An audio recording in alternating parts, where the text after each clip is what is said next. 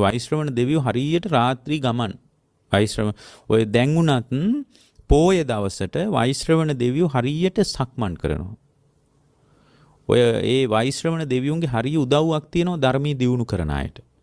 ඔය අපි මෙහි ඉන්න එක දෙවිවරු ගැන ඔළුවේ තියාන හිටියට මෙහි ඉන්නවනේ අපි දැන් මේ කතා කරන දෙවිවරු ටිකක්. ඒ අය ඔළුවේ තියාන හිටියට හොඳට පින් දෙන්න වෛශ්‍රවණ දෙවියන්ට. ධර්මයේ දියුණු කරන අයට මං කියන්නේ හැමදාමත් සතරවරන් රජවරුන්ට පින් දෙන්න. ධර්මයට පුදුම උදව් කරනවා. ඔය කැලෑවල ඉන්න ස්වාමීන් වහන්සේලාට එහෙම හරියට උදව් කරනවා. ධර්මයේ දියුණු කරගෙන ඉන්න අයට වෛශ්‍රවණ දෙවියන්ගේ උපකාරය හරියට තියෙනවා. ඒ දෙවියෝ පෝය දවසට ධර්මයේ දියුණු කරන ස්වාමීන් වහන්සේලාට උදව් කරනවා කියනවා. බලනවලු මොනවද මේ සංඝයාට අඩුපාඩු තියෙන්නේ කියලා. ඒකට දෙවියෝ ඇවිල්ලා මේ හාල් පොල් ගෙනත් දෙන්නේ නැහැ. දෙවියෝ මිනිස්සු යොමු කරනවා කියනවා. මට එහෙම හරියට සිද්ධ වෙලා තිනවා. මම දන්න ස්වාමීන් වහන්සේ නමක් එහෙම වැඩ හිටියා. මේ උන්වහන්සේ හරියට ඒ දෙවියන්ගේ ආශිර්වාදය තිබ්බා. ඔය ලග්ගල කැලෑවේ වැඩ හිටියේ. උන්වහන්සේ නිකන් මොකක් හරි අසනීප තත්ත්වයක් ආවොත් පහුවෙනිදාට පළවෙනි ගෙදරින් පළවෙනි දෙවෙනි ගෙවල් වලින් ඒකට අදාළ ఔෂධ හම්බ වෙනවා. මේ බුද්ධ කාලේව නෙමෙයි. ඒතකොට අර දෙවිවරු තමයි උදව් කරන්නේ ඒකට. මිනිසුන්ට නිකන් අපිට සමහර ඒවා නිකන් අහම්බෙන් හිතුනවා වගේ හිතුරට ඒවා පුරාණ හේතුඵල වලට සම්බන්ධයි. පුරාණ හේතුඵල වලට සම්බන්ධයි. එක්තරා වෙලාවක ඔය මම ගැන එහෙම නෙමෙයි කියන්නේ මේ ඒ කියන්නේ මං හුවා දක්වන්න හදනව නෙමෙයි. ඔය එක්තරා වෙලාවක මම පින්ඩපාතේ ගියා එක්තරා පැත්තක. එතකොට ඒ පැත්තේ ස්වාමීන් වහන්සේ නමක් පින්ඩපාතේ ඇවිල්ලා නැහැ. එතකොට ස්වාමීන් වහන්සේ නමක් පින්ඩපාතේ ඇවිල්ලා නැහැ. මිනිසුන්ට ඒක හරිය අලුත් අත්දැකීම. එහෙම වුණාම හරිය අමාරුයි පින්ඩපාතේ යන්න. ඒතර පින්ඩපාතේ ගියහම ඒ පින්ඩපාතේ වැඩි තැන මම මේ හුවා දක්වන්නේ එහෙම කියනවා නෙමෙයි. මම කියන්නේ බොහොම වැදගත් කාරණයක් නිසා. මේ පින්ඩපාතේ යන එක අපි විතරක් කරන එක නේ. අපි නිතර පින්ඩපාතේ යන්නෙත් නැහැ. අවස්ථාව ලැබුණාම ගිහින් තියෙනවා. එච්චරයි. නමුත් සත්පුරුෂ ස්වාමීන් වහන්සේලා ඉන්නවා දිනපතාම පිඬු පිණිස හැසිරෙන. උන්වහන්සේලාට ප්‍රශංසා වේවා. අපි ඒක බොහොම ස්වල්ප වශයෙන් කරන පිරිසක් සහ කරපු පිරිසක්. මොකද අපිට පින්ඩපාතේ වඩින්න එහෙම නිශ්චිත වෙලාවකුත් මේ කාලේ නැහැ. ඉතින් පින්ඩපාතේ යනකොට මේ එක්තරා ගෙදරකට ගියාම ඒ අම්මා දවල්ට එයා සාමාන්‍යයෙන් උයන්නේ නැල්ලු. ඒ වුණාට එදා කොහොම හරි දවල්ට උයලා තියෙනවා. දවල්ට උයලා තියෙන්නේත් මේ බත් එක විතරයි. ඒකට හේතුව තමයි ඊට ඉස්සෙල්ලා දවසේ හීනින් දැකලා තියෙනවා. ස්වාමීන් වහන්සේ නම් කවදාවත් දැකලා නැහැ කිව්වා. හීනින් දැකලා තියෙනවලු මේ ස්වාමීන් එදාට ඉස්සෙල්ලා දවසේ මේ ස්වාමීන් වහන්සේ නමකට දානි ටිකක් බෙදනවා දැක්කලු. ඒක නිකන් පොඩි සිද්ධියක්. එතකොට දානි ටිකක් බෙදනවා දැකලා තියෙනවා. ඕක තමයි ඒ අම්මා දැකපු සිද්ධිය. එතකොට මේ අම්මට ඉදිරියට කවදාවත් මම එහෙම දානය ටිකක් දෙනවා දැකලා නැහැ. ඒ නිසා අද උදේට උයනකින් උඩින්ම ටිකක් අරන් තියන්න ඕන කියලා කියන්න බෑනේ. මේ හාඳුරු කෙනෙක්වත් වඩින්න පුළුවන් කියලා අරන් තිබ්බලු උදේ වැඩියේ නැහැ. ඒතර මං පින්ඩපාතේ එදා යනකොට සාමාන්‍යයෙන් 10ට විතර ඇති. දවල් කාලේ. ඒතර මේ පින්ඩපාතේ යනකොට ඒ අම්මට උදේ දානි ටික නෑ නම් මේ නිකන් හම්බු හීනයක් වෙන්න ඇති කියලා ඒක අයින් කරා. නමුත් මෙයා අර බත් එකක් විතරක් තියලා තියෙනවා. බත් හාල් එකක් විතරක් තියලා තියෙනවා. ඒතර ඒ නිකන් තිබ්බේ නිකමට තමයි තිබ්බේ. වෙන්නත් පුළුවන් නොවෙන්නත් පුළුවන්. ආවොත් එහෙමයි සානහන නැත්තම් එහෙමයි නැත්තම් ඉතින් අපි හරි කනවා කියලා ඉතින් තියන්න ඇති. ඉතින් ඒ උදේ ආගේ දුව මේ දොස් කියලා තියෙනවා. මේ අම්මා මේ හීන කවද්ද හැබෑ වෙන්නේ ඔය වගේ කතා වැඩ කරන්න එපා කියලා නිකන් දෝෂාරෝපණයක් කරාලු. ඉතින් එදා ඒ අම්මා හරියට සතුටු වුණා ඒ සිද්ධියේ. එයාට. එතකොට එහෙම මං කියන්නේ මේ දෙවිවරු අපිට දානි දෙන්න මඟ පෙන්නනවා කියන එක එහෙම කියන්නේ නෙමෙයි මං සමහර මිනිසුන්ගේ සිත්වලට දෙවියන්ගේ ඇතැම් විදිහේ අදහස් මිශ්‍ර වෙන්න පුළුවන්. ඒතර මට දානි දෙන එක නෙමෙයි. ඔයගේ සිද්ධි ඕන ස්වාමීන් වහන්සේ නමකට වෙලා තියෙනවා. එහෙම වෙලා තියෙනවා. ඒ වගේ සිද්ධි අහම්බයක්වත් මේ අපි හුවා දැක්වීමට නෙමෙයි මම මේක පුන පුනා කියන්නේ මේකේ වැරදි අදහසක් යන්න පුළුවන්. ඒක මේ පිණ්ඩපාතේ වඩින ස්වාමීන් වහන්සේලා හරියට සත්පුරුෂයන් වහන්සේලා වනාන්තරවල වඩිනවා. උන්වහන්සේලාට එහෙම උපකාර හරියට ලැබෙනවා. එතකොට සමහර විට ඒ කෙනාට විශාල උපකාරයක් ඒක. ස්වාමීන් වහන්සේටත් වඩා ඒ පුද්ගලයාට. මේ බඳු සිදුවීමක් තමයි දැන් ওই වෛශ්‍රවණ දෙවියොන්ට අපි එහෙනම් හොඳට ඔය ධර්මයක් උනත් දියුණු කරගෙන යනකොට බණ භාවනා කරනකොට හැමදාමත් සතරවරන් රජවරුන්ටයි සග්දෙවිඳුන්ටයි පින් අනුමෝදන් කරන්න ඕනේ. ඒ අය ධර්ම මාර්ගයට හරියට අපට උපකාර කරනවා. ඒ නිසා ඒගොල්ලන්ට පින් අනුමෝදන් කරන එක ඊටාම වැදගත් දෙයක්. බුදුහාමුදුරුවෝ දේශනා කරලා තියෙනවා සජ්ජායනාවත් නිවන පිණිස උදව් වෙනවා කියලා. ඒ නිසා මිනිස්සු පොඩි කොටසක් සංග්‍රහ අපි දැන් ඔය සංග්‍රහ කරගෙන ඉන්නේ පිරිත් පොත කියලා එකක්. ඒක බුදුහාරු කියපු එකක් නෙමෙයිනේ. ඒක පශ්චාත් කාලීනව ආශිර්වාදයේ පිණිස ගොඩනගාගත් එක පොතක්. බුදුහාමුදුරුවෝ දේශනා කළේ මෙන්න මේ සූත්‍ර ටික එකතු කරලා මේ ආශිර්වාදයට හදාගන්න පොතක් කියලා. එහෙම එකක් බුදුහාමුදුරුවෝ දේශනා කළෙත් නැහැ. අනිත් එක තමයි ඔය පිරිත් පොතේ තියෙන ඔක්කොම බුදුහාරෝ දේශනා කරපුවත් නෙමෙයි. එකේ තියෙනවා මේ පශ්චාත් කාලීනව ආශිර්වාදයේ පිණිස බැඳගත් බොහෝම ප්‍රබල සූත්‍ර. බුදු ගුණ ගැනීම සජ්ජායනා කරන දැන් ජයපිරිත කියන එක. ඉතින් ආශිර්වාදයේ පිණිස බුදුරජාණන් වහන්සේගේ ධර්මයේ සංඝයාගේ ආනුභාවය ගැන කියනවා. නමුත් ඒකේ මොකක්වත් මේ අවබෝධයේ පිණිස ධර්ම අවබෝධයට අදාළ ලොකු කතාවක් මොකුත් නැහැ. ඒකේ කියනවා ඉතින් චතුරාසීති සහස්ස ධම්මස්කන්ධානුභාවයෙන් මේ ධර්මස්කන්ධානුභාවයෙන් ඒ වගේම බුද්ධානුභාවයෙන් ධම්මානුභාවයෙන් සංඝානුභාවයෙන් තේජානුභාවයෙන් ඉර්ධ්‍යානුභාවයෙන් බලානුභාවයෙන් ඤෙය්‍ය ධම්මානුභාවයෙන් ඔය විදිහට ඉතින් අර බුදුහාමුදුරුවන්ගේ තිබුණු ආධ්‍යාත්මික ලක්ෂණ ගැන කියා ඉතින් මේකෙන් මට ආශිර්වාදයක් වේවා කියලා හිතන. ඉතින් ඒක බුදුහාරෝ දේශනා කරපු එකක් නෙමෙයි. ජයපිරිත මේ පස්සේ කාලේ හදාගත්ත පිරිතක්. ඔය වගේ ඉතින් ගොඩාක් සූත්‍ර තියෙනවා එහෙම ඒවා. දැන් 820 පිරිත ගත්තොත් බුදුහාරෝ දේශනා කරපු එකක් නෙමෙයි. ඒක මේ මහායානික සම්භවයක් තියෙන්නේ. 820 පිරිත මේ බුදුවරු විශාල ප්‍රමාණයක් ගැන කියා වන්දනා කරනවා. ඒක හොඳ දෙයක් ඉතින් ඒක. එතකොට එහෙමනම් අපිට තේරෙනවා මේ පශ්චාත් කාලිනව එකතු කරගත්ත පිරිතුත් ඒ වගේ තියෙනවා. බුදුහාරෝම දේශනා කරපුවා නෙමෙයි. නමුත් ඒ කාලේ තියෙන්නේ නැති මිනිස්සුන්ට අර බුදුරජාණන් වහන්සේ වදාළන්නේ විමුක්තිය පිණිස පවතින එකතරා ක්‍රමයක් තමයි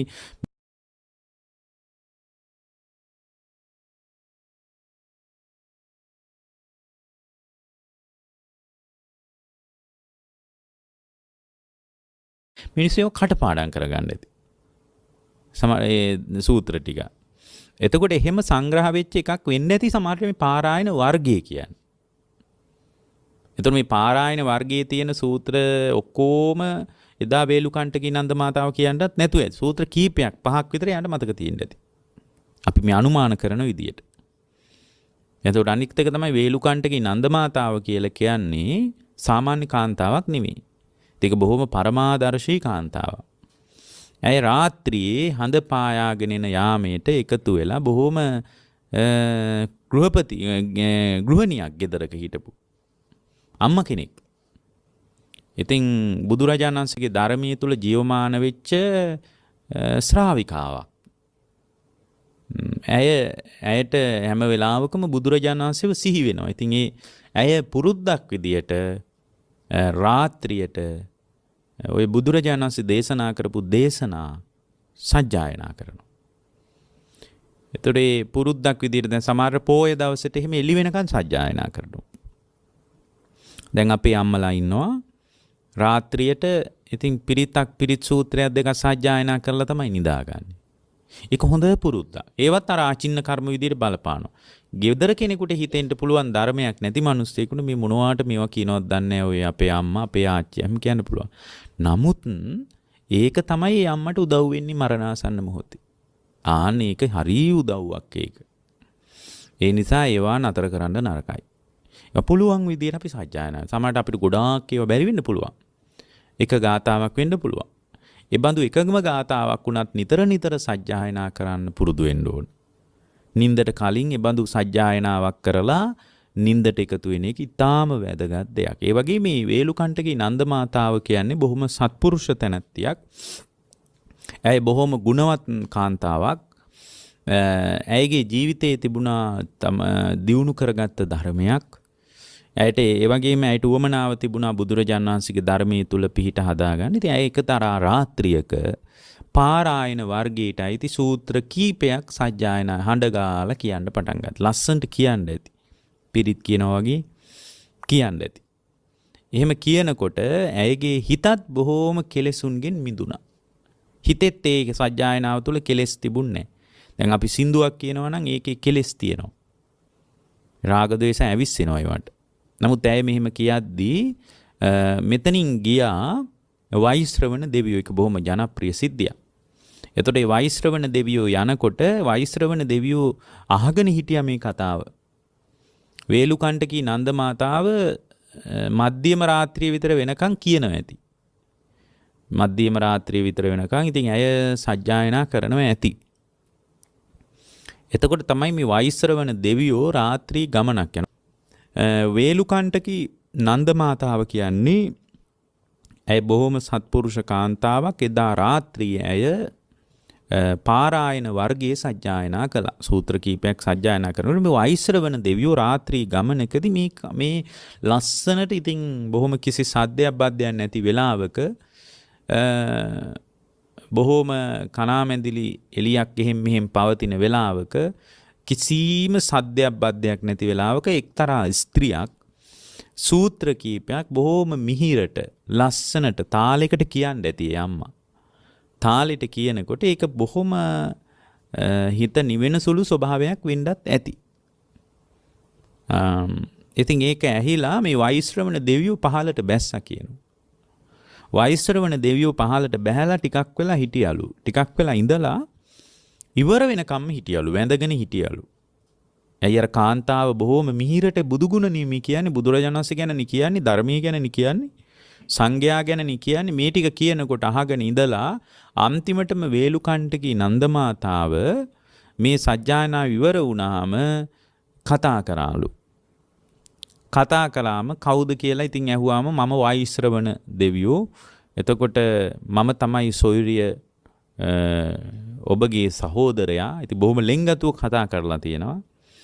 ඔබ ඊටාම මිහිරට මේ ධර්මයේ කිව්වා. ඉතින් මමත් ඒ පින අනුමෝදන් වෙනවා කියලා මේ කාන්තාව මෙච්චර මිහිරට ධර්මී කියාපු එකට ධර්මී පඳුරක් තියන්න ඕන. ධර්මයෙන් අනුග්‍රහයක් දෙන්න ඕන මේ කාන්තාවට කියලා හිතලා සොයුරිය හෙට මේ වේලුකණ්ඨකියට සාරිපුත්ත මොග්ගල්ලාන මහරහතන් වහන්සේලා පිණ්ඩපාතේ වඩිනවා. ඒ නිසා දානි ලෑස්ති කරන්න.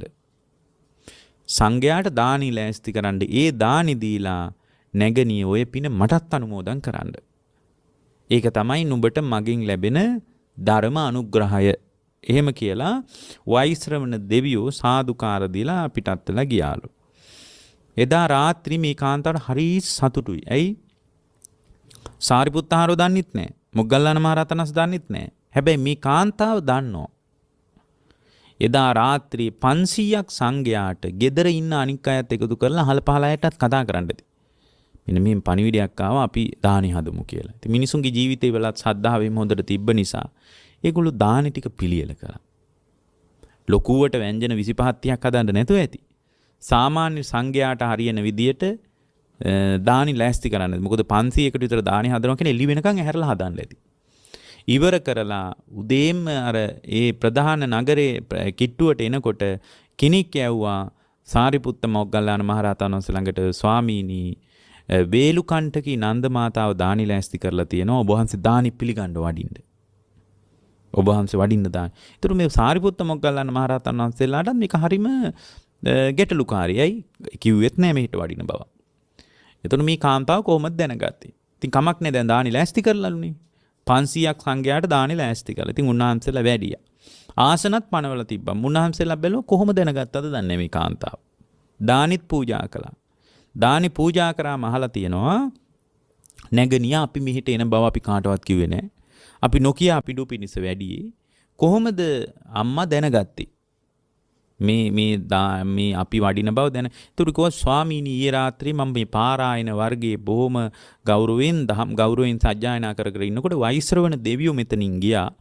වෛශ්‍රවණ දෙවියෝ තමයි ওই කතාව අපිට කිව්වේ.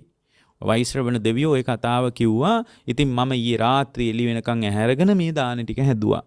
අනේ ඔබ වහන්සේලා වැඩි එක කොයිතරම් දෙයක්ද කියලා ඒ දානි දීලා ඉවර වෙලා අර වෛශ්‍රවණ දෙවියොන්ටත් අනුමෝදන් කළා කියනවා පින. එතකොට මේ වෛශ්‍රවණ දෙවියොන්ට ඒ පින අනුමෝදන් කළාම මේ සාරිපුත්ත මොග්ගල්ලාන මහරහතන් වහන්සේලා වඩින බව දැනගෙන ඒ පින අනුමෝදන් කරන්න කිව්ව විදිහටම අර නන්ද මාතාව මේ විදිහට සිද්ධ කළා. එතකොට මේ සිද්ධිය අහලා සාරිපුත්ත හාමුදුරුවෝ කිව්වා නන්ද මාතාවෙනි ආශ්චර්යයි මේ සිද්ධිය. අද්භූතයි. ආනුභාව සම්පන්න මහේශාක්‍ය දිව්‍ය පුත්‍රයෙක්. සාමාන්‍ය කෙනෙක් නෙමෙයි වෛශ්‍රවණ දෙවියෝ කියලා කියන්නේ. වෛශ්‍රවණ දෙවියෝ පවා ඔබ එක්ක අල්ලාප සල්ලාපේ දෙනවා නේද? සාමාන්‍ය අම්මා කෙනෙක්. ඒතර ඔබ වගේ මේ සාමාන්‍ය ගෙදරක ඉන්න කාන්තාවක් එක්ක. එතකොට ඒ දැන් අපි කියන්නේ දැන් කාන්තාව කියන්නේ බොහොම දුර්වල කෙනෙක් විදියට. ඒ කියන්නේ කාන්තාව කියන්නේ ධර්ම මාර්ගයේ පරිපූර්ණත්වයට යන්න බැරි කෙනෙක් විදියට අපි සාමාන්‍ය සලකන්නේ. අපිට මතකයි දැන් පහුගිය කාලේ ලංකාවේ ලොකු සාකච්ඡාවක් ඇති වුණා. මේ ගෑනු දරුවෝ හම්බෙන්නේ බොරු කිව්වාම කියලා වගේ කතාවක්. එතකොට ඒ කියන්නේ මේ එතකොට දැන් මිනිස්සු අතර ඒකට සාකච්ඡාවක් ගියා. නමුත් පින්වත්නි කාන්තාව කියන්නේ කාන්තා භාවය කියන්නේ අවබෝධයට කිසිම සම්බාධකයක් නැහැ. එතකොට බොහොම සද්ධාව දියුණු වෙලා තියෙනවා නම් වීරිය තියෙනවා නම් සතිපට්ඨානිය වඩනවා නම් හොඳට හිත සමාධිය දියුණු වෙනවා නම් ස්ත්‍රී භාවයේ කවරක් කරන්නද? ස්ත්‍රී භාවයකට කරන්න පුළුවන් දෙයක් නැහැ. හොඳට සතිපට්ඨානිය වඩනවා නම් සමාධිය දියුණු කරනවා නම් සතර සම්‍යක්ප්‍රදාන වීරිය තියෙනවා නම් සම්මාදිට්ඨියෙන් ලෝකේ දිහා බලනවා නම් ස්ත්‍රී භාවයට කල හැක්කක් නොමැත. ස්ත්‍රී භාවය කියන්නේ ගණන් ගත යුතු තත්ත්වයක් නෙමෙයි. ඒතර දැන් වෛශ්‍රවණ දෙවියෝ ඒකයි මේ ආනන්ද සාරිපුත්ත හාමුදුරුවෝ කියන්නේ ආශ්චර්යයි නන්ද මාතාවෙනි අද්භූතයි වෛශ්‍රවණ වැනි මහා ප්‍රතාපවත් විශාල දෙවිය පිරිසකට නායකත්වයේ දෙන වෛශ්‍රවණ වන්නු මහා දිව්‍ය රාජයන් පවා මේ නන්ද මාතාව එක්ක අල්ලාප සල්ලාපේ දෙනවා නේද? ඒකනම් ආශ්චර්යවත් දෙයක්. එතකොට කියනවා දැන් බලන්න නන්ද මාතාව. දැන් නන්ද මාතාව කියනවා ආපොයි ඕක ස්වාමීනි ආශ්චර්යවත් දෙයක් නෙමෙයි. ඇයි මේ පිටස්තර කෙනෙක් එක්ක කතා කරන එක මොකක්ද ආශ්චර්යවත් දෙය? ස්වාමීනි ඔయిత වඩා ආශ්චර්යවත් දෙයක් තියෙනවා. අద్භූත උද්දයක් තියෙනවා. ආශ්චර්යවත් දෙයක් තියෙනවා ඊට වඩා. ඔය කියන්නේ වෛශ්‍රවණ දෙවියෝ එක්ක කතා කරපු එක මට මහ ලොකු ආශ්චර්යවත් දෙයක් නෙමෙයි. ස්වාමීනි මට නන්ද කියලා නන්ද මාතාව කියන්නේ නන්දගේ අම්මා කියන එකයි. නන්ද කියලා එකම පුතෙක් හිටියා. දැන් බලන්න එයා තුල වැඩිච්ච ධර්මයේ ගැන එයා අභිමාණයෙන් කියන්නේ. ඒකයි ආශ්චර්යවත් දෙය. මේ තමන් තුල වැඩිච්ච ධර්මයයි ආශ්චර්යවත් දෙය. තමන් එක්ක ඇතිවෙච්ච සම්බන්ධතාවයේ ඉච්චට ලොකු දෙයක් නෙමෙයි. තමන් තුල වැඩිච්ච ධර්මයක් තියෙනවා නම් ඒ ධර්මයේ ඔස්සේ ලෝකේ බලනවා නම් ඒක මහා අద్භූත දෙයක්. අද්භූත උදේ. ඒතර එයා කියනවා ස්වාමීනි මට නන්ද කියලා එකම එක පුතෙක් හිටියා. ඒ මගේ පුතා ස්වාමීනි මිය ගියා. එකම පුතා මගේ මිය ගියා. ස්වාමීනි මගේ පුතා අල්ලගෙන කොහමද රාජ උදහසකට ලක් වෙලා තියෙන්නේ. අල්ලගෙන ඒ වද බන්ධන වලට ලක් වෙනකොට මම ඒක දැක්කා. වද බන්ධන වලට ලක් වෙනකොට මම ඒ සිද්ධිය දැක්කා මගේ ඇස් වලින්. ස්වාමීනි හැබැයි මගේ හිතේ කිසි වෙනසක් උන්නේ මගේ එකම පුතා රජ්ජුරුව අල්ලගෙන වද බන්ධන දෙනකොට මමත් ඒක මගේ ඇස් වලින් දැක්කා. ස්වාමීනි ඒක දැක්කට මගේ හිතේ පොඩ්ඩක්වත් චලනයක් ඇති වුන්නේ නැහැ. ඒ කියන්නේ ඒතර කෙනෙක් කියන්න පුළුවන් මේ මොන අසත්පුරුෂ අම්ම කෙනෙක්ද එහෙම පුළුවන් ද 60 කඳුලක් ඉන්නේ නැතුව දරුවෙක් දිහා බලන්න එකම දරුවා. තව දරුවෝ ඉන්නවනේ. නෑ පින්නත්නි. ඒක තමයි ධර්මයෙන් බලනකොට වෙනදී. ඇයි ධර්මයෙන් බලනකොට පේන්නේ මේ ඔක්කොම පුරාණ කර්ම වලින් හැදිච්ච ඒවා. මගේ දරුවා වුණාට දරුවගෙන ආපු කර්මයක් වෙනම තියෙනවා. මගේ දරුවා වුණා තමයි මම මේ සැලසුම් කරලා මගේ කුසට එන්න කිව්වේ. දැන් මට පිරිමි දරුවෙක් ඕන. පිරිමි ළමයි මම හම්බ වෙනවද නෑනේ. සැලසුම් කරලා ලෝකේ වෙන මේ මගේ දරුවා වුණාට මගේ කුසේ උපන්නාට එයාගෙන ආපු කර්මයක් වෙනම තියෙනවා. එයත් සාංශාරිකයි. ඒ නිසා ඒ කර්ම විපාක යා විසින් සකස් කරගත්ත දේවල් කියලා අර පුදුමාකාර ධර්මයේ හරහා ඥාන සංවරයකට ආව. මොකද කියන්නේ ඥාණයෙන් සංවර වෙනවා කියලා. ඇවිස්සෙන්නේ නැහැ. ඥාණයෙන් බලනවා. හේතුඵල වශයෙන් බලනවා.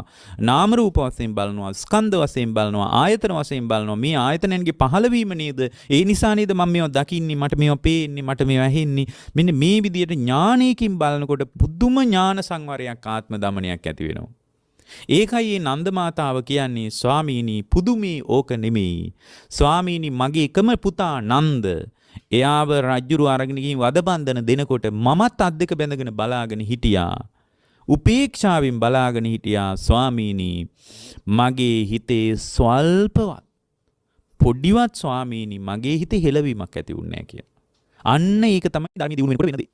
උපේක්ෂාවකට පත් වෙනවා හිත. එතකොට අර ස්වාමීන් වහන්සේලා කියනවා ආශ්චර්යයි නන්ද මාතාවනි අද්භූතයි යම් වෙන කෙනෙක් නම් පෙරලි කෑ දැන් බලන්න ඔබට එහෙම එකක් මොනවද වෙයිද දැන් මොකක් හරි දරුවෙකුට හරදයක් කියලා මොන බණ ඊට පස්සේ මෙතන බණක් ඉවරයි ඊට පස්සේ පෙරලි කෑ ගා යන්නේ හාන්දරෝනි මේ බලන්න අපි මෙච්චර බණ අහනවා ඇයි අපිට මෙහෙම වෙන්නේ ඒක ධර්මයක් නැති කෙනෙක්ගේ ජීවිතේ හැටි ධර්මයක් තියෙන කෙනෙක්ගේ ජීවිතේ ස්වභාවය තමයි ඒක ලෝක ධර්මතාවයක් විදිහටයි යා දකින්නේ ඒක ලෝකෙට අයිති දෙයක් විදිහටයි දකින්නේ ඒ පුද්ගලයාගේ ඒ කියන්නේ මගේ ජීවිතේවත් මට හරියට පාලනය කරන්න බැරුව ඉද්දි ඒ කියන්නේ මගේ කයවත් මගේ වශයෙන් නෑ මගේ විඳීමවත් මගේ වශයෙන් නෑ ඒ විදිහේ වෙනත් කෙනෙක්ගේ නාම රූප මගේ වශයෙන් පවත්වන්නේ කොහොමද අන්න එහෙම ටිකක් ගැඹුරෙන් බලනකොට තේරෙනවා මේ ඔක්කොම බුදුරජාණන් වහන්සේ වදාළ දුක මත යැපෙන තත්ත්වයන්. එහෙම පේනකොට පින්වත්නි පුදුම ඥාන සංවරයක් එයා තුළ ඇති වෙන්නේ. එතකොට අර නන්ද මාතාවට කියනවා අර ස්වාමීන් වහන්සේලා ආශ්චර්යයි නන්ද මාතාවෙනි අද්භූතයි. ඔබේ හිත මොන්න තරම් පාරිශුද්ධද මොන්න තරම් පිරිසුදු උපේක්ෂාවක් නැති කෙනෙකුට ওই විදියට නන්ද මාතාවෙනි ලෝකේ දිහා බලන්න බෑ. එතකොට ආයතර නන්ද මාතාව කියනවා ස්වාමීනි මිකරුණම ආශ්චර්යයි අද්භූතයි කියලා කියන්න බෑ. ස්වාමීනි මිකරුණම ආශ්චර්යයි අද්භූතයි කියන්න බෑ. අන්‍ය වූ ආශ්චර්යවත් කාරණයක් තියෙනවා ස්වාමීනි මගේ. මොකද්ද? ස්වාමීනි මගේ සැමියා මලා බලන්න ජීවිතේ ගොඩාක් කඩාවැටිච්ච කෙනෙක් එයා. මගේ මහත්තයාත් මිය ගියා. මගේ මහත්තයා මට හරිය ලෙන්ගතුයි. අපි දෙන්න හරිය එකතුයි. අපි අත්වැල් බැඳගෙන තමයි පාරේ ගියේ. එහෙනම් එයා ළඟින් ඉඳලානේ දැන් නම් ඉතින් සමහරට ටික කාලයක් යනකොට බොහොම විරසක වීම ඇති වෙනවනේ. දැන් එහෙම කෙනෙකුත් නෙමෙයි මෙයාගේ මහත්තයා. එතකොට එයා මැරුණා. මැරිලා ස්වාමීනි මේ මිනිස්සයා අන්තිමට හිත හදාගෙන නැහැ.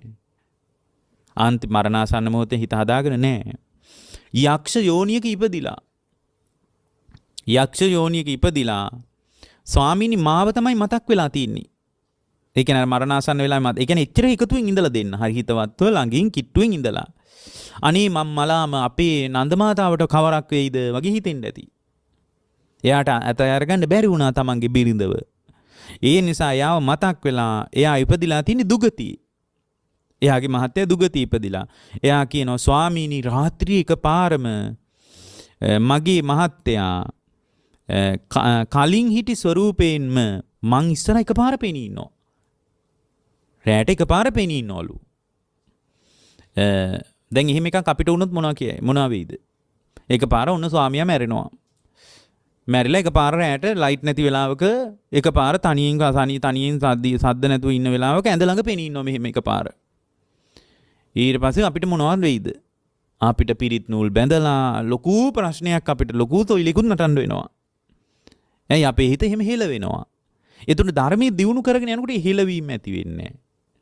එතකොට යා කියනවා ස්වාමීනි මගේ ස්වාමියා දුගතිය ඉපදිලා මාව සිහි වෙලා මරණාසන්න මොහොතේ දුගතියක ඉපදිලා ස්වාමීනි ඒ හේතුවෙන් යා හිටි ගමන් රාත්‍රියේ පෙනී ඉන්නවා. ස්වාමීනි ඒ හේතුවෙන් මගේ හිතේ කිසි වෙනසක් ඇති වෙන්නේ නැහැ. එහෙම දැක්කට මගේ හිතේ පොඩ්ඩිවත් චලනයක් ඇති වෙන්නේ නැහැ. අන්න ධර්මයේ හික්මවපු තරම. පොඩිවත් හික්මීමක් ඇති වෙන්නේ නැහැ. පොඩිවත් සෙලවීමක් ඇති වෙන්නේ නැහැ. එතකොට අර ස්වාමීන් වහන්සේලා කිව්වා නන්ද මාතාවනි ආශ්චර්යයි නේකත්. සාමාන්‍ය කෙනෙකුට ඔහොම ඉන්න බෑ. සාමාන්‍ය කෙනෙකුට ඔහොම වුණොත් ගෙදරත් අත්හැරලා යනවා. ඒ අපෝ ඒ ගෙදර ඉන්න බෑ. ඒ ගෙදර හරියට හොල්මන් තියනවා කියලා ගෙදරත් අත්හැරලා යනවා. එතකොට බුදුරජාණන් මේ අර ස්වාමීන් වහන්සේලා කියනවා මේ ආශ්චර්යවත් ඒකත් සාමාන්‍ය කෙනෙකුට හිතන්න නෑ ස්වාමීනි. මේ කරුණම ආශ්චර්යයි අද්භූතයි කියලා කියන්න බෑ. මගේ අන්‍ය වූ ආශ්චර්යවත් අද්භූත උද්දයක් තියෙනවා. ස්වාමීනි දැන් බලන්න තමන්ගේ අභිමාණයෙන් කියන්නේ තමන්ව හුවා දක්වනව නෙමෙයි. තමාව ධර්මයේ හික්මවපු විදියයි ඒ කාන්තාව කියන්නේ. ස්වාමීනි ඒක නෙමෙයි. මගේ තවත් අන්‍ය වූ ආශ්චර්යවත් අద్భుත වූ දෙයක් තියෙනවා. ස්වාමීනි මගේ ජීවිතයේ යම් කලක සැමියා විසින් ලදරු වයසේ සිටම මම ආවහා කරගෙන වාසය කරාද. ඒ කියන්නේ ඒ කාලේ සාමාන්‍ය විවාහ වෙනවා අවුරුදු 16 17 වෙනකොට. එතකොට ආවහා විවාහ කරගෙන මාත් එක්ක අපි එකට ජීවත් වුණාද. ස්වාමීනි මේ තාක් කාලයක් මම සිතින්වත් අන්‍ය සැමියෙක් ගැන අදහසක් මට ඇති වෙලා නැහැ. මෙච්චර කාල හිටියද? ඒ කියන්නේ මගේ හිතට වෙනත් කෙනෙක් ගැන හිතින් රාග සිතුවිලි මාත්‍රයක්වත් ගැලුවේ නැහැ කියනවා. ඒක ස්වාමීනි මට හිතෙන්නේ ඊට වඩා ආශ්චර්යයි කියලායි. ඒතකොට අර ස්වාමීන් වහන්සේලා ඒකත් අගය කළා. ඒකත් අගය කරනකොට කියනවා නෑ ස්වාමීනි ඊටත් වඩා ආශ්චර්යවත් දෙයක් තියෙනවා. ස්වාමීනි මගේ ජීවිතය තුළ යම් කලක මම උපාසිකාවක් විදිහට ප්‍රතිඥා දුන්නා. ඒ කියන්නේ තිසරණේ තුල පිහිටලා බුදුරජාණන් වහන්සේ දිවිහිමියෙන් සරණ ගිය උපාසිකාවක් විදිහට ප්‍රතිඥා දුන්නද ස්වාමීනි එදා සිට මගේ ශික්ෂාව පළුදුණු බවක් මට මතක නැහැ. අන්න අභිමානයි. අපිට තියනවද එහෙම අභිමානය? ශික්ෂාව පළුදුණා උපාසිකාවක් විදිහට මම ප්‍රතිඥා දුන්නද එදා ඉඳලා අද දක්වා ස්වාමීනි මගේ හිත තුල එදා ඉඳලා අද දක්වාම මගේ හිත තුල ස්වාමීනි කවදාකවත් මම ශික්ෂාව සිදුරු වුණා, ශික්ෂාව පළුදු වුණා, ශික්ෂාව කැඩුනා කියලා මම දන්නේ නැහැ. මම ඉච්චරට ශික්ෂාවට දායාද වෙලා හිටියේ. ආශ්චර්යයි අද්භූතයි නන්ද මාතාවෙනි. එහෙම කියනකොට කියනවා ස්වාමීනි මේ කරුණම ආශ්චර්ය නෑ. ස්වාමීනි මේ කරුණම අද්භූත නෑ. අන්‍ය වූ ආශ්චර්යවත් අද්භූත උද්දයක් තියෙනවා. ස්වාමීනි මේ තාක් කලන්න බලන්න. එයාට එහෙනම් තියෙනවා බලන්න ආචාර ගෝචර බවක් තියෙනවා. උපේක්ෂාවක් තියෙනවා. පිරිසුදු උපේක්ෂාවකුත් තියෙනවා. ඒකනේ දරුවා මලත් එයා තුළ හෙලවීමක් ඇති වෙන්නේ නැහැ. මේ ස්වාමියා අමනුස්සයෙක් වෙලා යකෙක් වෙලා පෙනී ඉන්නවා. ඒත් හෙලවීමක් ඇති වෙන්නේ. ඒ කියන්නේ එයා තුළ පිරිසුදු උපේක්ෂාවකුත් තියෙනවා. පිරිසුදු සීලයකුත් තියෙනවා. මෙන්න මේ ටික හදාගන්න. පිරිසුදු සීලයකුත් තියෙනවා. ඊට පස්සේ අය කියනවා බොහොම ගැඹුරු කතාවක්. ස්වාමීනි තව ආශ්චර්යවත් දෙයක් තියෙනවා. ස්වාමීනි යම්තා කාලයක් විවිච්ඡේව කාමේහි කාමයන්ගෙන් වෙන්ව විවිච්ඡේව අකුසලේහි අකුසලයන්ගෙන් වෙන්ව සවිතක්කං සවිචාරං විවේකජං පීතිසුඛං පඨමඥානං උපසම්පජ්ජ විහෙරති. විවේකයෙන් හටගත් විතර්ක සහිත විචාර සහිත සවිතක්කං සවිචාරං විවේකජං විවේකයෙන් හටගත් පීතිසුඛං පඨමඥානං උපසම්පජ්ජ විහෙරති. ප්‍රීතියෙන් සුඛයෙන් හටගත් පළවෙනි දින උපදවාගෙන යම් තාක් කාලයක් වාසය කරනවාද ඒ වගේම ස්වාමීනි විතක්ක විචාර සංසිඳීමෙන් මා තුළ මතුවන හිතේ එකඟභාවයකින් මතුවන දෙවෙනි ධ්‍යානයෙන් යම් තාක් කාලයක් වාසය කරනවාද ඒ වගේම පින්වත්නි ස්වාමීනි ප්‍රීතියටද නොඇලෙමින්. ඒ කියන්නේ තුන්වෙනි ධ්‍යානය තුල ප්‍රීතියටවත් ඇලෙන්නේ නැහැ. ප්‍රීතියටද නොඇලෙමින් නුවණින් යුතුව උපේක්ෂාවෙන් යුතුව මම ස්වාමීනි තුන්වෙනි ධ්‍යානෙන් වාසය කරනවාද තුන්වෙනි ධ්‍යානෙ උපදවාගෙන කැමැති තාක් වාසය කරනවාද සැපේද ප්‍රහාණය කිරීමෙන් දුකද ප්‍රහාණය කිරීමෙන් දෝමනස්ස සෝමනස්සයන් නැතුව උපේක්ෂා සහිත පාරිශුද්ධියෙන් යුතු හතරවෙනි ධ්‍යානයේ උපදවාගෙන කැමැති තාක් වාසය කරනවාද මට කැමැති තාක් ඉන්න පුළුවන්. එහෙනම් එයාට ධ්‍යානයක් තියෙනවා. ඒ ධ්‍යානයේ තමයි මෙයා හික්මෙව්වේ දරුවා මලත් අත් දෙක බැඳගෙන ඉන්න පුළුවන් මට්ටමට. එතකොට එයාට පළවෙනි ධ්‍යානෙ, දෙවෙනි ධ්‍යානෙ, තුන්වෙනි ධ්‍යානෙ, හතරවෙනි ධ්‍යානෙ කියන ධ්‍යාන හතරට එයාට කැමැති තාක් වාසය කරන්න පුළුවන්. එතකොට මේ කැමැති තාක් වාසය කරන්න පුළුවන්. ස්වාමීනි ඒක ඊටත් වඩා ආශ්චර්යයි. දැන් ඔබ වහන්සේලා කියන විදිහට මුලින්ම අර ඒ කියන්නේ දෙවියෝ වෛශ්‍රවණ දෙවියොත් එක්ක අල්ලාප සල්ලාප යෙදෙන එක ආශ්චර්ය කාරණයක් විදිහට කිව්වට මට නම් ඒක ආශ්චර්ය නෑ. ඇයි? ඒ කියන්නේ මේ දෙවියෝ කියන්නේ ඉහළ ඊටාම ආධ්‍යාත්මික ස්වභාවයක් තියෙන පිරිසක් තමයි. ඊටාම අනුභව සම්පන්න. මට ඒක ආශ්චර්යයි නෑ. ඒකට වඩා ආශ්චර්යවත් දේවල් ටිකක් තියෙනවා. ස්වාමීනි මට කැමති තාක් පළවෙනි ධ්‍යානෙන් ඉන්න පුළුවන්. කැමති තාක් දෙවෙනි ධ්‍යානෙන් ඉන්න පුළුවන්. කැමති තාක් තුන්වෙනි ධ්‍යානෙන් ඉන්න පුළුවන්. කැමති තාක් හතරවෙනි ධ්‍යානෙන් ඉන්න පුළුවන්. ඉතින් ස්වාමීනි කැමති තාක් මට මේ විදියට පළවෙනි දෙවෙනි තුන්වෙනි ධ්‍යාන හතරවෙනි කියන ධ්‍යාන වලට සමවැදලා කැමති තාක් කරලා ඉන්න පුළුවන් කියලා කියනකොට අර ස්වාමීන් වහන්සේලා කියනවා ආශ්චර්යයි ඒක. අద్භූතයි. මේ ගිහි සුදුරේදී අඳින කාන්තාවක් කියන වයසක සාමාන්‍යයෙන් ජීවිතේ ස්වාමියාත් මැරිලා දරුවත් මැරිලා ජීවිතේ ගොඩාක් හැලහැප්පිලි වලට මුහුණ දුන්න අම්මා කෙනෙක් කියන කතාව සුදුරේදී ඇඳගෙන කියන කතාව ආශ්චර්යයි කියනවා ස්වාමීනි. ඒකත් නෙමෙයි ආශ්චර්ය කියන. එහෙනම් ඊටත් වඩා ආශ්චර්යවත් දෙයක් ලෝකේ තියෙනවා. ස්වාමීනි ඒකටත් වඩා ආශ්චර්යවත් අద్භූත උද්දයක් මා තුල තියෙනවා. මොකක්ද? ස්වාමීනි භාග්‍යවතුන් වහන්සේ යම් වෙලාවක දේශනා කළාද පංච ඕරම්භාගීය සංයෝජනයන් තියෙනවා නම් මොනවද මේ පංච ඕරම්භාගීය සංයෝජන? සක්කාය දිට්ඨිය, විචිකිච්ඡා, සීලබ්බත පරාමාස, කාමරාග, පටිඝ. ඔන්න ඔය පහට කියනවා පංච ඕරම්භාගීය සංයෝජන කියලා. ඊටු ටික උද්දම්භාගීය සංයෝජන. ස්වාමීනි භාග්‍යවතුන් වහන්සේ අපට මේ ඕරම්භාගීය සංයෝජන කියලා කොටසක් දේශනා කළාද? ස්වාමීනි ඒ ඕරම්භාගීය සංයෝජන මා තුල ප්‍රහාණය වෙලායි තියෙන්නේ. එහෙනම් යා අනාගාමි වෙලා. ඒක ස්වාමීනි ඊටත් වඩා ආශ්චර්යයි. ඊටත් වඩා ආශ්චර්යයි. ඒ කියන්නේ දැන් මේක නිවන් මාර්ගයේ විදියට ගත්තොත් එහෙම යා තුල වැඩිච්ච නිවන් මාර්ගය තමයි මේ පැහැදිලි කළේ. මුලින්ම මේක අස්සේ නිවනක් ගැන තියෙනවා පින්වත්. මුලින්ම ශ්‍රාවකයා එකතු විය යුත්තේ පින සමගයි. ඒකයි මේ දෙවියොත් එක්ක කතාව ගැන කිව්වේ. යම් කෙනෙක් සුගතියට එකතු වෙනවා නම් ඒක පිනේ දායාදය. දෙවියෝ එක්ක ගනුදෙනුව යනවා නම් පිනේ දායාදය. ඒක පුණ්‍ය සංස්කාරය. ඒ කියන්නේ පිනට බය නොවි පුද්ගලයා නිතර පින් කරන්න ඕන.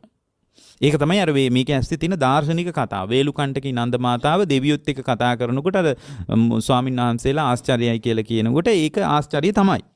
ඒ කියන්නේ සාමාන්‍ය මේ පවට බර වෙලා අකුසලයට බර වෙලා ඉන්න ජීවිතේ පිනට බර වෙලා දෙවියෝ එක්ක අල්ලාප සල්ලාපයට එකතු වෙන්න තියෙන පින හරහා. එතකොට මේ පින අපිට එදිනෙදා මේ භාවිතය තුල පින කරගන්න පුළුවන්. සිතින් කයින් වචනින් පින් කරගන්න පුළුවන්. එතකොට ඒක තමයි මූලික ශ්‍රාවකෙක්ගේ ආශ්චර්යවත් දේ. පින මත දායාද වීම. එතකොට මේ පින මත දායාද වල සිතින් කයින් වචනින් හොඳට පින් කරගන්න ඕන. හැබැයි පින අවබෝධය දක්වාම නතර නොකලත් යුතුයි. මොකද ඇයි අනාගාමි ශ්‍රාවකාවක් විදිහට එදත් පින් කරනවා. එදත් බුදු ගුණ සජ්ජායනා කරනවා. එදත් බුදුරජාණන් වහන්සේ ගැන ධර්මී කතා කරනවා. එතකොට එහෙනම් පින කියන එක අපි කවදාවත් ප්‍රතික්ෂේප නොකළ යුතු තත්ත්වයක්. ඒක තමයි මූලික පියවර පුද්ගලයා තුළ. ඒ කියන්නේ පින්නත් සීලයටත් කලින් පිනට එකතු වෙන්න ඕන. අනේකයි ධර්මී ක්‍රමී. එතකොට පින මත එකතු වුණාට පස්සේ ඒ පින මත එකතු වෙච්ච ශ්‍රාවකයා තුල අටලෝ දහමින් කම්පා නොවන විදියට හොඳට හිත හදා ගන්න ඕනේ. ඒක ධර්මයෙන් උදව් කරනවා. ඒ අටලෝ දහම ලෝක ධර්මතාව ඉදිරියේ කම්පා නොවන මට්ටමට හිත හදා ගන්න යාට ධර්මී උදව් කරනවා. එතකොට ඒ හොඳට ධර්මය අහන්න ඕනේ. ඒ කියන්නේ දැන් පින මත දායාද වෙනවා. හොඳට ධර්ම මනසිකාරයක් තියෙනවා. ඒ ධර්ම මනසිකාරය තුල පටිච්ච සමුප්පාදයේ පිළිබඳ කර්මයේ පිළිබඳ ඇහෙන්න ඕනේ. ඒකනේ එතකොටනේ උපේක්ෂාව පවතින්නේ. ඒකනේ මේ කාන්තාව තමන්ගේ දරුවා මලත් හෙලවෙන්නේ නැතුව ඉන්නේ. එතකොට එතනට යාට හිත හදලා දුන්නේ මේ එක හිස් කතාන්දර නෙමෙයි බණ විදියට ඇහුණු. පටිච්ච සමුප්පාදය, කර්මයේ කර්මඵලය, ස්කන්ධයන්ගේ ඇතිවීම නැතිවීම, වේදනාවේ ඇතිවීම නැතිවීම, නාම රූප ධර්මයන්ගේ ඇතිවීම නැතිවීම, මෙන්න මේ විදියට ලෝක ධර්මතාවයේ පිළිබඳව දහම් කතාව ඇහෙන්නත් ඕන. එතකොට මේ දහම් කතාව තුළින් දැන් බලන්න මූලික වශයෙන් එයා එකතු වෙන්න ඕන පිනත් එක්ක. එතකොට මේ පිනත් එක්ක එකතු වෙන එක සාමාන්‍ය ලෝකේ ආශ්චර්යවත් දෙයක්. එතකොට තමයි දෙවියොත් එක්ක පවා ගනුදෙනු කරන්න පුළුවන් වෙන්නේ. මොකද ඒ කියන්නේ පිනට හරියට දෙවිවරු කැමති. පින හරියට ප්‍රශංසා කරන පිරිස. මොකද ඒගොල්ලෝ දන්නවා පිනේ විපාකයක් විදිහට තමයි සුගතියට එන්නේ. ඒගොල්ලන්ට ආනුභාව සම්පන්න ශරීරය ලැබුණා නම් ඒක පරණ පිනක දායාදේ. පරණ පුණ්‍ය සංස්කාරික විපාකයක්. ඒ නිසා මූලික ශ්‍රාවකයෙකුට අදාළ නිශ්චිත වැඩපිළිවෙලක් අපිට මේකෙන් හොයා ගන්න පුළුවන්. ඒක තමයි ඒ පිනත් එක්ක එකතු වෙන්න ඕන. ලොකුවට බැරි වෙන්න පුළුවන්. හොඳට පින් කරන්න ඕන. පොඩි දේවල් හරි කමක් නැහැ. හරියට බුදුරජාණන් වහන්සේ ධර්මයේ කිව්වේ මල්කාරයෙක් මල් එකතු කර මල් වැල් ගොතනවා වගේ. එහෙන් මෙහෙන් එකතු කරගෙන ආවිල මල් වැල් ගොතනවා වගේ පින හොයාගෙන ගිහින් කර ගන්න ඕන. ඒතර පින හොයාගෙන ගිහින් කරගන්න ලොකුවට සල්ලි ඕනේ නැහැ. පන්සලට යනවා. ගියාම මලුව අපිරිසුදුයි. බැන බැන ඉන්නේ. මෙච්චර පන්සලට එනවා. ඇයි බැරිද මේ ඉදලක් අරගෙන අතු ගන්න බලන්නකෝ වටේට කැරකි කැරකි ඉන්නවා. එහෙම අතු ගන්නෑ. එයා කැරකි කැරකි හිටපුවාවේ. කාටවත් චෝදනා කරන්නේ නැහැ. ස්වාමීන් වහන්සේලාට ඇයි ඔබ වහන්සේ හාඳුරුලටවත් බැරිද මේවා කියලා දෙන්න මිනිසුන්ට? ඒ මොකුත් ඕනේ නැහැ. ඉදලා ගත්තා අතු ගෑවා. ඉදලා ගත්තා අතු ගෑවා. එතකොට අතු ගාලා මේ එයාගේ හිතේ කෙලෙස් පිරිසුදු වේවා කියන බලවත් අදිෂ්ඨානය ඇතුව අතු ගන්නවා. ආන්න නිවනටත් උදව් වෙනවා. අනේ මගේ හිත කෙලෙස් රොඩු ටික ගැලවිලා යනවා නම් කොච්චර හොඳයිද? ඒ අදහස ඇති කරගෙන අතු ගන්නවා. එතකොට ඒ පින තුල විදර්ශනාවටත් පාරක් හැදෙනවා. විදර්ශනාවටත් පාරක් හැදෙනවා. කෙලෙස් දූවිලි ටිකක් යනවා නම් හොඳයි හිතෙන්. මේ කොළ ටික එකතු කළා වගේ කියලා හිත අතු ගන්නවා. වැසිකිළියට යනවා. පිරිසුදු කරලා නැහැ. කාලයක් සතියක් හමාරක් පිරිසුදු කරලා නැහැ. ඒ උනට පාවිච්චි කරලා. ගිහින් හොඳට බනිනවා. ඒක ඒ ශ්‍රාවකයාගේ මූලික පියවර නෙමෙයි. කියන්නෙත් නෑ කාටවත්. තනියෙන් පිරිසුදු කරනවා. පිරිසුදු කරලා ඇවිල්ලා ඔක්කොටම කියන්නේ මම මේ වැසිකිළිය පිරිසුදු කළා. එහෙම කියන්නේ නෑ. ඕන්නේ කියන්නත්. එහෙම කියන්න අවශ්‍ය නෑ. එතකොට එයා හොඳ එහෙම පින හොයාගෙන කරනවා.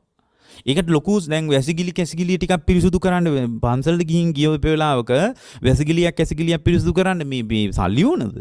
නෑ. මලු අතු ගන්නට මුදල් යනවද? නෑ.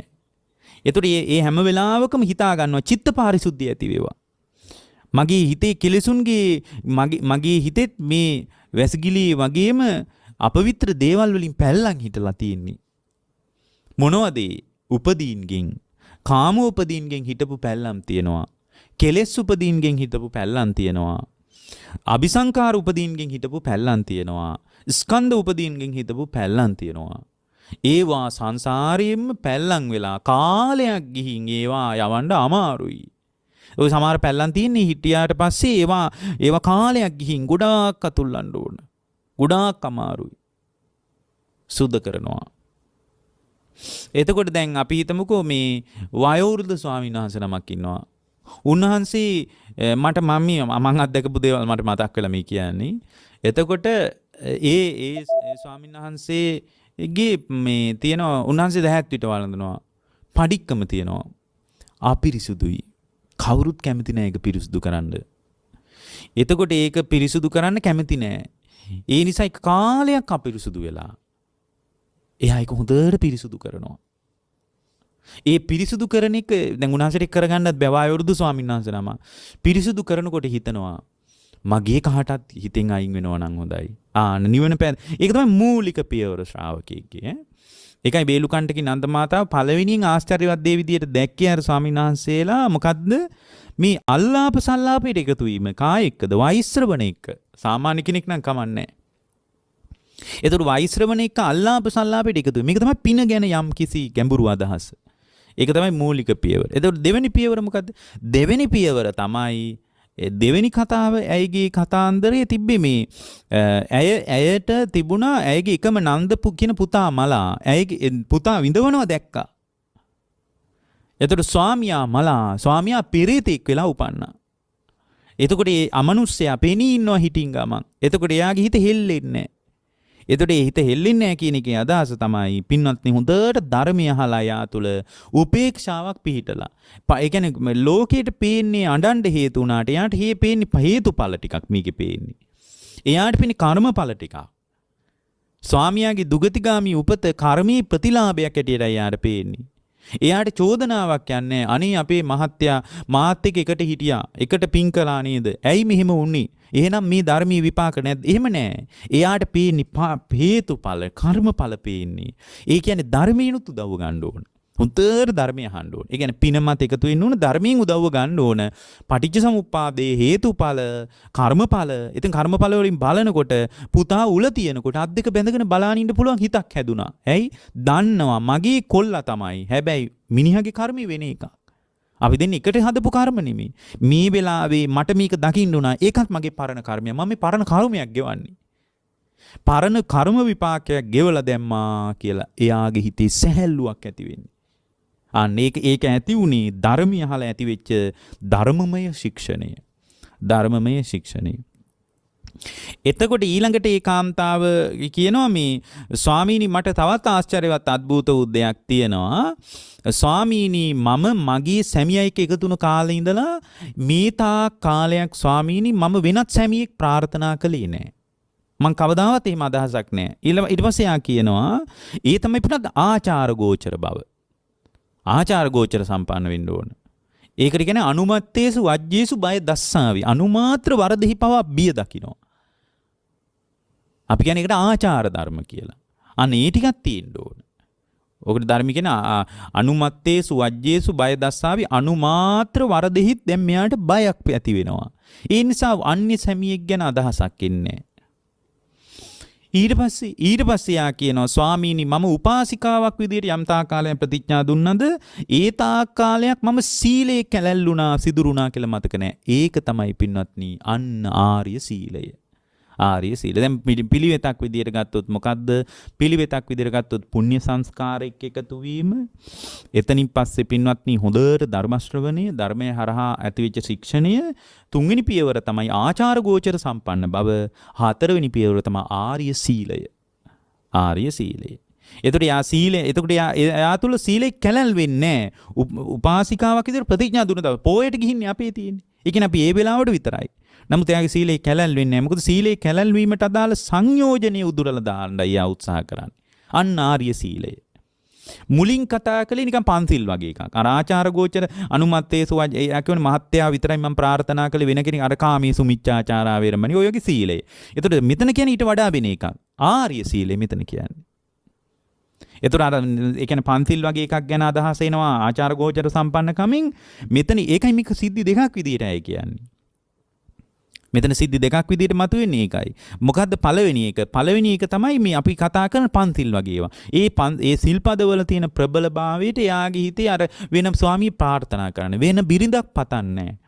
එතකොට මේ හොරකම් කරන්නේ. ඇයි මේ වෙලාවේ අදින්නාදාන වේරමණී සික්ඛාපදං සමාදියම් කියලා මම සිල්පදයක් අරන් ඉන්නේ. අර සීලේ නිසා ඒක කෙරෙන්නේ නැහැ. නමුත් ඊළඟට ඇයි කියනවා ස්වාමීනි මම උපාසිකාවක් විදිහට ප්‍රතිඥා දුන්නාද එදා ඉඳලා ශික්ෂා පදයක් කැඩපු බව මට මතක නැහැ.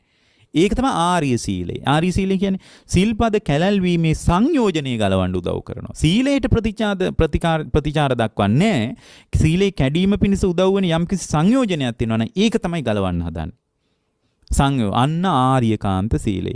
ආචාර ගෝචර සම්පන්නකම අපි කතා කරන පොදු ශික්ෂණය ඊට පස්සේ කතා කරන ආර්ය සීලය. ඒතකොට ආර්ය සීලයේ මත පිහිටා යා ඊළඟට කියනවා ස්වාමීනි ඊටමත් ආශ්චර්යවත් අద్భుත උද්දයක් තියෙනවා. මොකද්ද? මට පුළුවන් කැමති තාක් පළවෙනි ධ්‍යානෙන් ඉන්න, දෙවෙනි ධ්‍යානෙන් ඉන්න, තුන්වෙනි ධ්‍යානෙන් හතර අන්න සමාධිය. සමාධිය. ඒක තමයි සමාධිය. එතකොට යාට සමාධිය ගැන කතා කරද්දී හැම වෙලාවකම බලන්නකෝ ධර්මයේ තියෙන්නේ පළවෙනි ධ්‍යානයයි, දෙවෙනි ධ්‍යානයයි, තුන්වෙනි ධ්‍යානයයි, හතරවෙනි ධ්‍යානයයි. සමාධිය. මොකද ලෝකයේ යථාර්ථයේ පැත්තට දැන් විවෘත වෙනවා. ඒක තමයි ඊළඟ පියවර. ඒතකොට සමාධිය මත පිහිටා ඊළඟට කියනවා ප්‍රඥාව. සීල සමාධි ප්‍රඥා. ප්‍රඥාව. මොකද්ද ප්‍රඥාව? එයා කියනවා ස්වාමීනි මට එතකොට අර ධානසිත මත පිහිටා එයා ස්කන්ධයන්ගේ උදේවැය බලන්න ඇති. නාම රූපයන්ගේ උදේවැය බලන්න ඇති. එතකොට එයාගේ හිත මොකද උනේ? පිරිපුන් ප්‍රඥාවකට එයා එකතු වුණා. මොකද්ද? එයා කියනවා ස්වාමීනි භාග්‍යවතුන් වහන්සේ දේශනා කළාද ඕරම් භාග්‍ය සංයෝජන වෙත්නම් ඒවා කිසිවක් මා තුල දැන් හටගන්නේ අන්න ප්‍රඥාව. එහෙනම් මේ කිව්වේ නිවන් මාර්ගය. ඇයි මේ කියාගෙන ගියේ නිවන් මාර්ගය. එතකොට මේක තියෙන වේලුකණ්ඨකී නන්ද මාතා සූත්‍රයේ මේක තියෙන්නේ. එතකොට මේක අපිට පේනවා ක්‍රමානුකූල පුද්ගලයා පින මත දායාද වීම, ධර්මී මත දායාද වීම, ශික්ෂණීය මත දායාද වීම, ආචාර ගෝචර සම්පන්න වීම, අරියකාන්ත සීලයේ මත දායාද වීම, ආර්ය සමාධිය මත දායාද වීම, ආර්ය ප්‍රඥාව මත දායාද වීම. අන්න ඔහොම ලස්සන පියවරක් තියෙන්නේ. මේ පියවර තමයි අපි මේ දේශනාවෙන් ඉතාම සරලව කිව්වේ. ඉතින් මෙහෙම එකක් ඔබට පේන්නේ නැති වෙන්න පුළුවන්. සූත්‍රය කියවන කිසි කෙනෙකුට පේන්නේ නැති වෙන්න පුළුවන්. හැබැයි මේක තමයි නිවන් මඟ. ඒ නිසා මේක තමයි අපි පුහුණු කළ යුතු தත්ත්වය. මේ පුහුණු කළ යුතු ධර්ම මාර්ගයේම මේක අස්සේ හැංගිලා තියෙනවා. එතකොට මේ අඩුපාඩු තියෙන තාක්කල් තමයි අවබෝධය කරා යන්න බැරි.